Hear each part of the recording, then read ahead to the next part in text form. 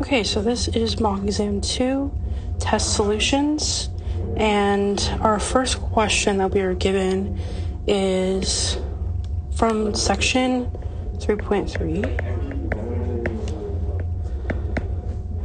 And previously in SI, I will have gone over problems similar to this one, and where we find the LCD, we find the restriction, and then we isolate for either X or Y, depending on what's given in the formula or the equation, and then isolating for X or Y by multiplying by the LCD. So let's do an example of that from the actual exam.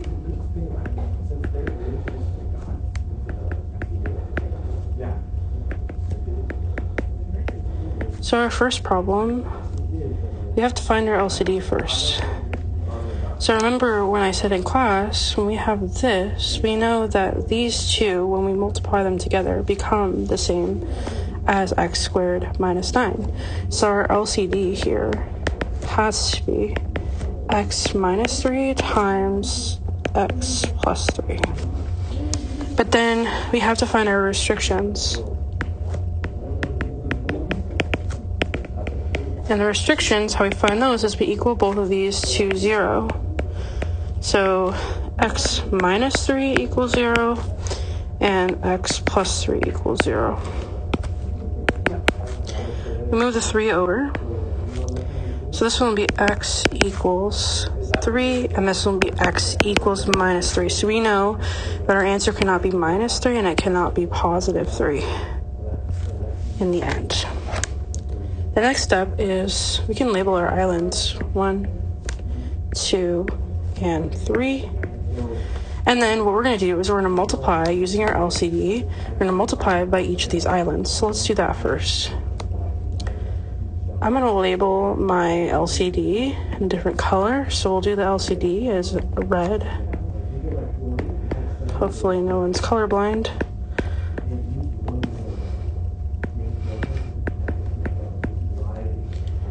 And then make sure the signs are there. LCD again.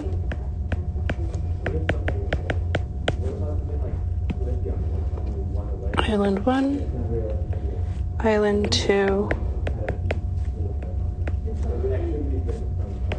And then our last LCD here.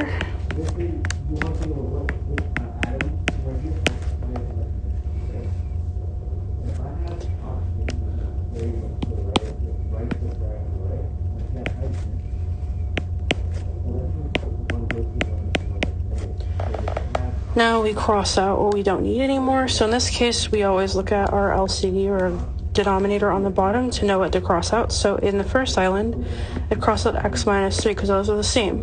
The second island would be x plus 3 because those are the same. And again, because we said x minus 3 times x plus 3 gives me x squared minus 9, that means the whole LCD is crossed out. And then what's left behind island 1 is 6 times x plus 3.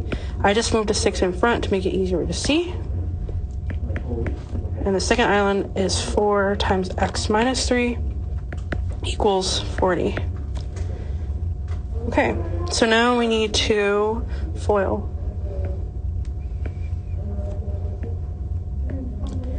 So this becomes 6x plus 18 minus 4x.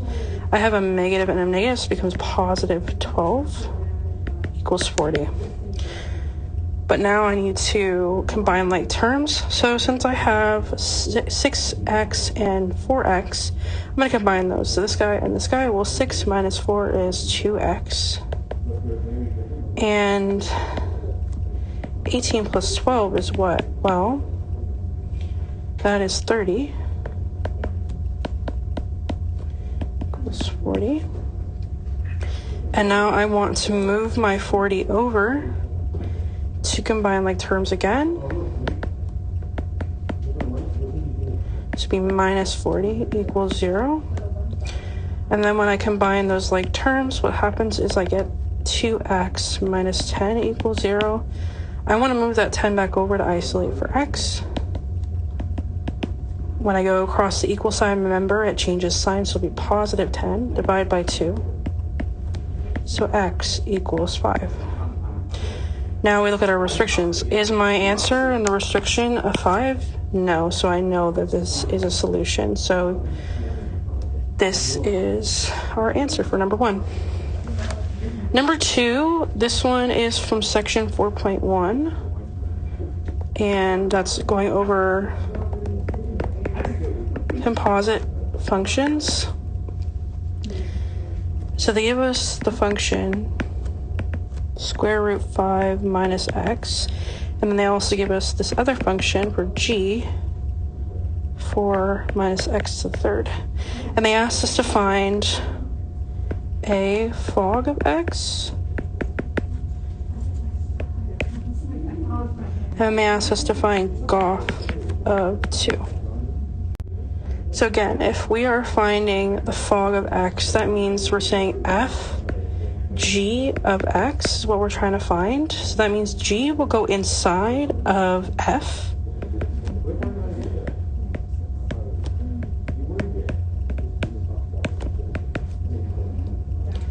So that means this whole guy goes in place of our f function in the x position. So let's write that out. F g of x equals square root 5 minus 4 minus x to the third.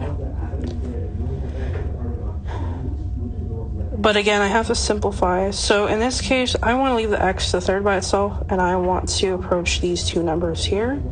So what will happen is you get 5 square root 5 minus 4 plus x to the third. Well, 5 minus 4 is 1 plus x to the third. And this will be our answer. And the reason why we don't try to simplify the x cubed is, in this case, we just want to tackle the numbers that are similar or the same to be able to combine them. So in this case, because these are both not x values, we can combine them. But the x to the third, we just want to leave it on its own. What about the goff of 2? Okay, this is a little bit different. We're saying g f of x, basically goff, but instead, this time, the f has a value. So that means I have to find what the f of 2 is. So in this case, the f of 2 is 5 minus 2.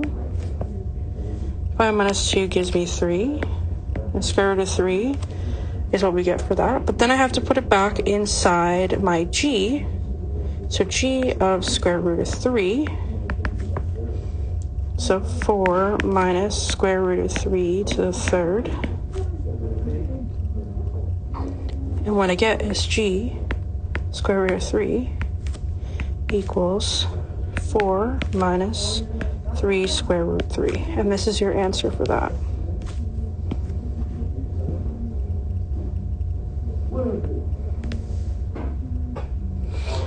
So this is how we do these problems. Now, the thing that happens mostly is that you think you need to simplify it completely, but in this case, you just want to get it to its final form. So this is our answer for these two. The next problem is, this one is from chapter 3, and it's the tail end of chapter 3. So what you need to do is, we need to use the smallest exponent to be able to factor it out and use it to solve for x. So again, section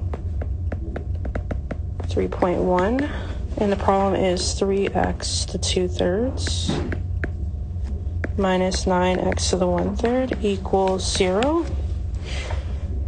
So to be able to simplify for this, what I need to choose is the smallest exponent. In this case, the smallest exponent is my 1/3. So I'm going to factor that out. So I'm going to get x to the 1/3.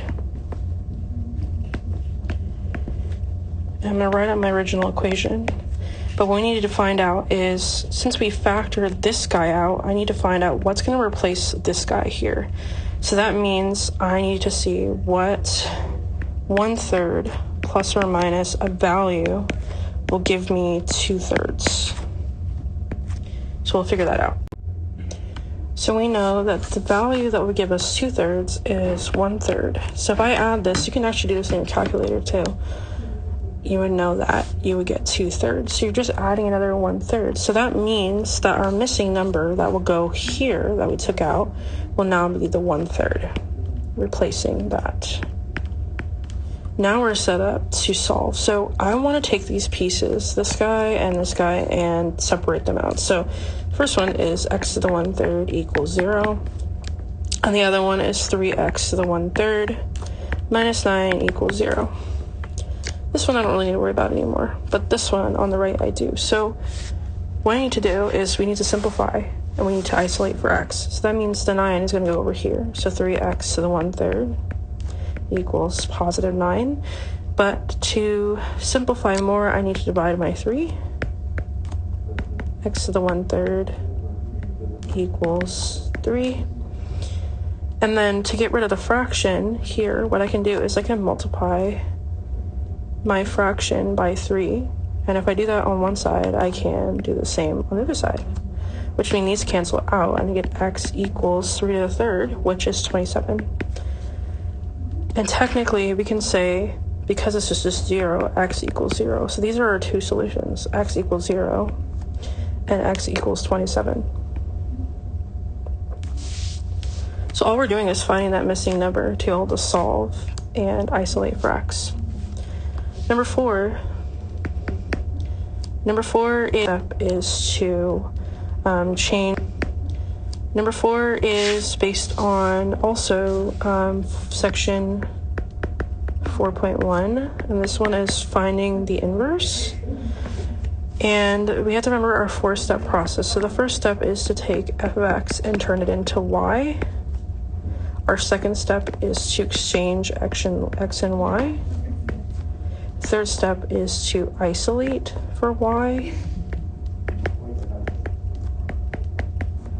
And the fourth step is to change y to f to the minus 1. So those are our 4 steps. So let's do it. Our problem was f of x equals 3x minus 4 over x plus 5. So again, I have to do my first step. So change f of x to y.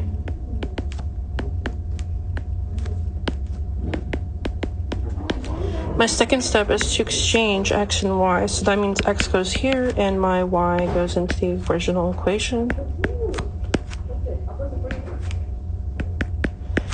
And then my third step is to isolate for y. So again, that means I'm going to use the y plus 5 as my LCD to then multiply it by the top, or to multiply on one side to do the same on the other side. So these cancel out, and then we get 3y minus 4 equals x. I'm just going to move the x to the front to make it easy to see. And then our next step would be to FOIL. FOIL xy plus 5x equals 3y minus 4. But my next issue is I want to get all my y's on one side, and I want to get all my x's on one side. So in this case, what I want to do is I want to think of moving my 5x over here, and I think of moving my 3y over here. And then when it moves to the other side, it becomes minus 3y because you change sign when you go across the equal sign. But then when you move to 5x to the other side, it becomes minus 5x minus 4. But, okay, the right side's okay, but the left side, I'm like, what do I do? Well, we have to do something called factoring to get the y out. So I'm going to take my y out here and here, and I'm going to put it in front. And what's going to happen is these y's are going to go away, and we're going to be left with y, parenthesis, x minus 3 equals minus 5x minus 4. I'm in the library, so it's quite noisy. I apologize. And then I want to isolate for x. So the only thing I have, or isolate for y, so the thing I have to do is divide this and move it to the other side. So y equals minus 5x minus 4 over x minus 3. And then our last step is to do f to the minus 1. So change y to f to the minus 1.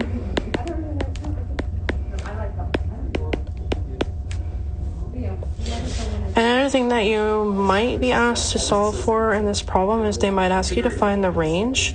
So again, how we do that is we use this guy right here to find our range. So we know that df to the minus 1 is also the same as our rf.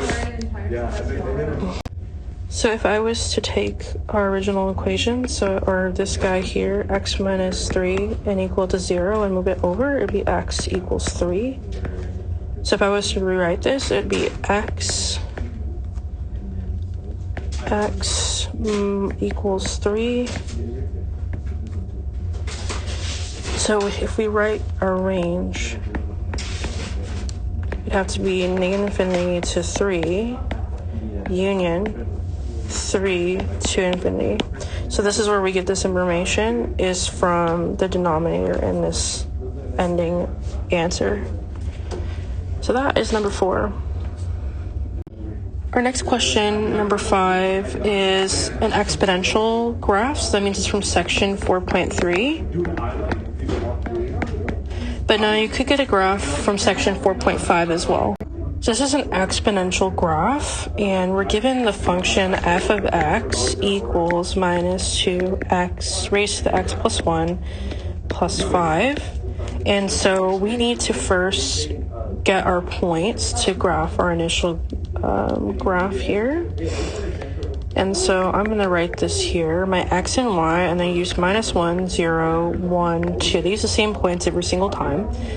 And then whatever think of this as a, or whatever this base number is going to be what we're going to use to solve for y, which is our base number raised to the x.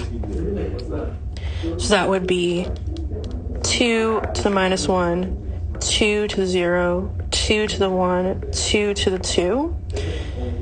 And so this becomes, the first one becomes 0.5. I'm going to write this down here. 0.5, 1, 2, and 4. So let's graph that out. I'm going to use a different color here.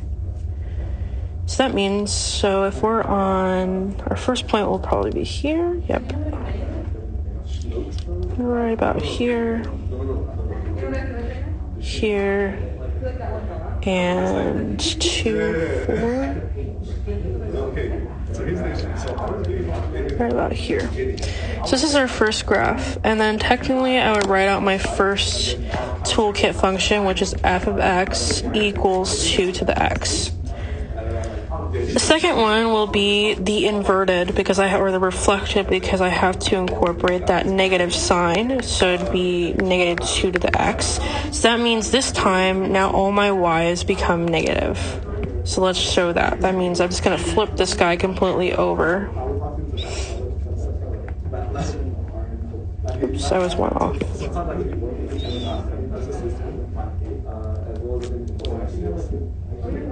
Okay.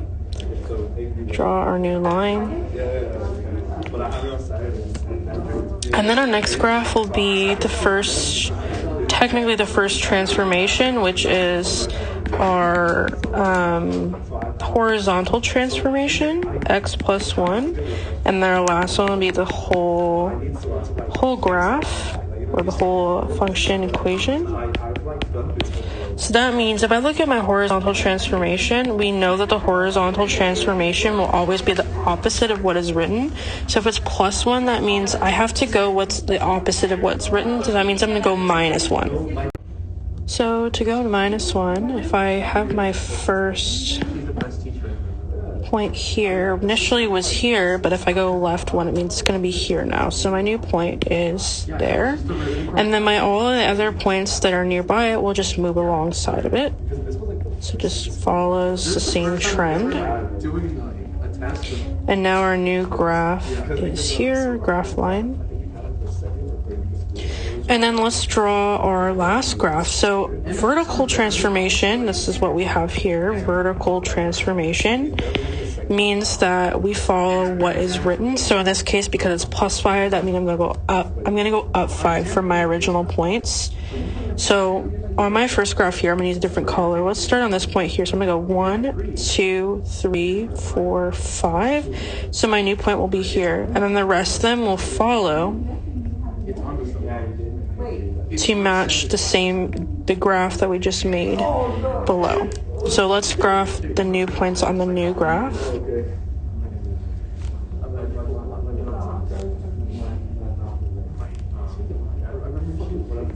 Wow. Okay. Here we go. And now we can draw our asymptote here. So our asymptote is at x, not x, but y equals 5. Now we're ready to answer our questions. So our asymptote will be y equals 5. So no, with exponential graphs, it'll always be the exponential or the y you're looking at versus logarithm here, you're going to be looking at the x. And then our domain is going to be negative infinity to positive infinity. And then the range is going to be negative infinity to 5, because that's where we landed up. Versus if we were doing logarithmic, it would be the range is all real numbers, and the domain is what's based on the original function. So this is number 5 on section 4.3. Let's do the next one. Number 6 is based on section 2 or 5.2. And the problem is for 3 to the x, 8x plus 1 equals 64x minus 1. So again, with these problems, we want to get these numbers to all the same base so that we can simplify based on our exponents. So these guys want to be the same base so that we can cancel them out and get rid of them. I was able to go to another room, so it's much quieter. Okay, so we want to change these numbers to all the same base. Now, some people will think, oh, it's 4. No, we want to change it to 2. You want the lowest number possible. So it'd be 2 to the second, because 2 to the second gives me 4. And then 8, we're going to get 2 to the third.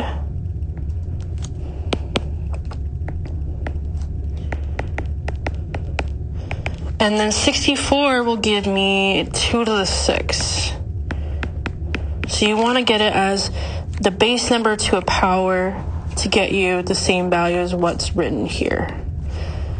And now we can simplify. So again, because we know that all these values of 2 are the same, we can cross them out. And then now we can simplify our exponents.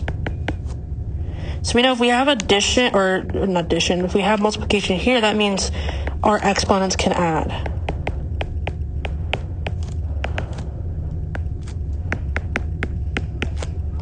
And now we just do basic algebra. So again, we can FOIL here and here. 2 times 3 gives me 6x plus 3x plus 3, 6x minus 6. Okay, now we want to combine like terms. This case, I think I'm just going to bring my minus or my 6 over here, and I'll change to minus 6.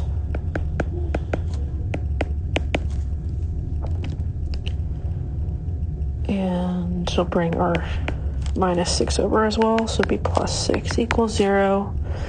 Now we combine like terms, so it'll be, I see 9, let's see, 9x minus 6x plus 9 equals 0, and then this will become 3x plus 9. And then we move our 9 over, and then we can get x by itself. And our answer is x equals 3.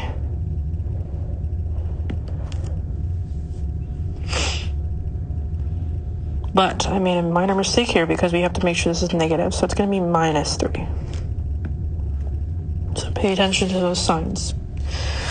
Okay, so number 7. Number 7 is, what section is that one from? That is from section 5.7. So you could be given a question like this one where you have to calculate for ergs, or you might be given the other version where you need to calculate for the magnitude. So make sure you know how to do both of these. They're both game for the exam. So they give us the equation log ES equals 11.8 plus 1.5 m. Well, in this case, they give us the magnitude, so we just calculate for the energy given off. So the 7.8 is going to want to go here, where the magnitude is. So now we just calculate. Putting into the formula. This one I think is probably one of the easier problems to solve for. And then just to keep in mind that always with their log, we have a base of 10 here, so we're going to use that. So 1.5 times 7.8 is 11.7. We add those together and we get 23.5. And then what we're going to do is we're going to move this, we're going to use this 10 to simplify. So it's going to be 10 raised to the 23.5. And again, what this is based on is we want this guy to move here and we want this guy to move here. Oh wait, no, that's wrong. That's wrong. Disregard what I just said. So we just want it to be 10 raised to the 23.5.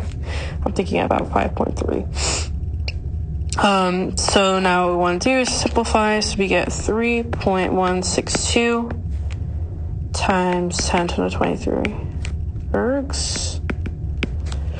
And so yeah, you only have to do 10 raised to the power of whatever you find based on the original equation up here, or the calculation there.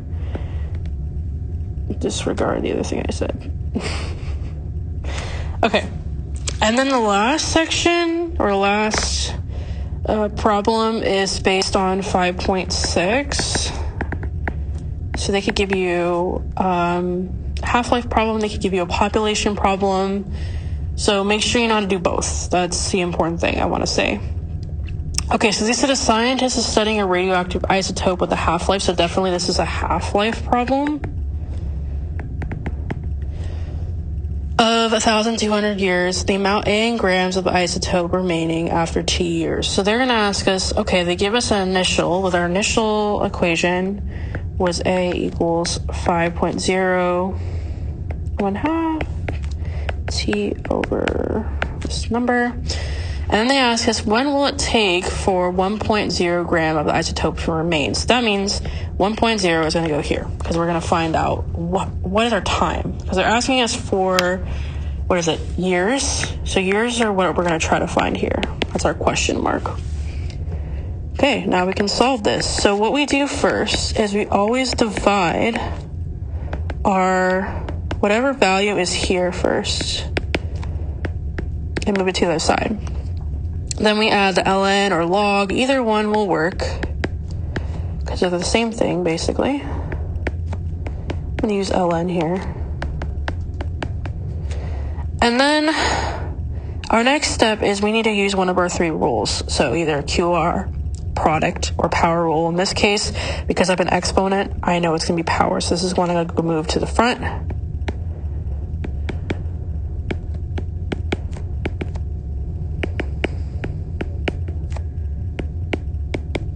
Okay, and then we want to simplify more to get t by itself, because the whole point is to get this guy by itself. So I'm going to divide the ln of 1/2 and move it to the other side. This guy is gone. And then my last step is to isolate for t. So what do I do here? Okay, move right or the left-hand side here.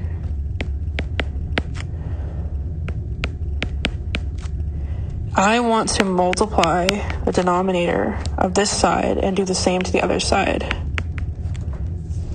and cross it out.